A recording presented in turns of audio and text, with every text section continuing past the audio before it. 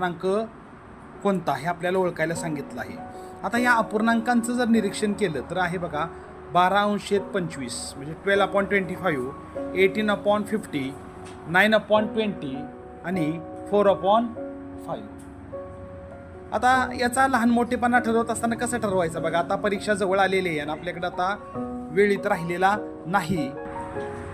या ठिकाणी आपण काय करतो बघा की पॉईंटमध्ये उत्तर काढण्याचा प्रयत्न करतो, पण त्याच्याही पेक्षा सोपं पॉईंटमध्ये उत्तर न काढता बघा काय करा. इथं जे अंश आहेत हे काय इथं लहान आहेत. इथं फक्त काय आहे सगळीकडेच लहान आहेत. आता इथं काय करा, प्रत्येक अंशाच्या ठिकाणी एक शून्य द्या. बघा शून्य दिल्यानंतर आता बघा अंश मोठे झालेत आणि छेद काय झाले तर लहान झालेत. आता भाग जाणार आहे बघा. आधी पण भाग जात होता पण ते पॉईंटमध्ये उत्तर येत होतं आणि पॉईंटचा भागाकार आपल्याला बऱ्यापैकी काय होतं जरा थोडंसं अडथळ्याचं ठरतं. मग आता 120 25ला 120 भागू. 25 एक्के 25, 25 चोक 100 बरोबर. पुढं भागू नका, इथंच थांबा. इथं पण बघा 50 एक्के 50, 50 त्रिक 150. इथं पण तसं करा. 20 एक्के 20, 20 चोक 80. पुढं 5 एक्के 5, 85 40. बघा आता इथं भागाकार. इथं 4, इथं 3, इथं 4, इथं 8. सगळ्यात मोठा नाही का. बघा भागाकार इथं आलेला आहे. मग इथं हा पूर्णांक कोणता होता 4/5. हा झाला सगळ्यात मोठा अपूर्णांक. आता आपल्याला जर समजा पुढे सांगितलं असतं की बाबा या अपूर्णांकाचा चढता उतरता क्रम लावा, तर मात्र मग या दोघांमध्ये आपल्याला पुढे भागावं लागलं असतं. पण इथं आपल्याला प्रश्न काय फक्त which is the biggest fraction असं केल्यानंतर बघा काय करायचं.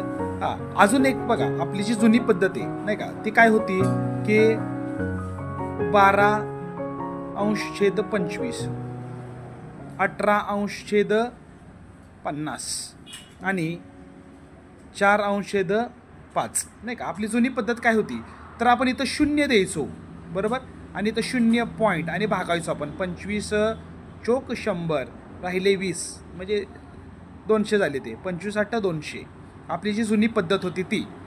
पुन्हा इथं पण आपण शून्य दिल्यामुळे तो 0 पॉईंट 50 त्रिक 150 आणि 50 सक 300 नाही का.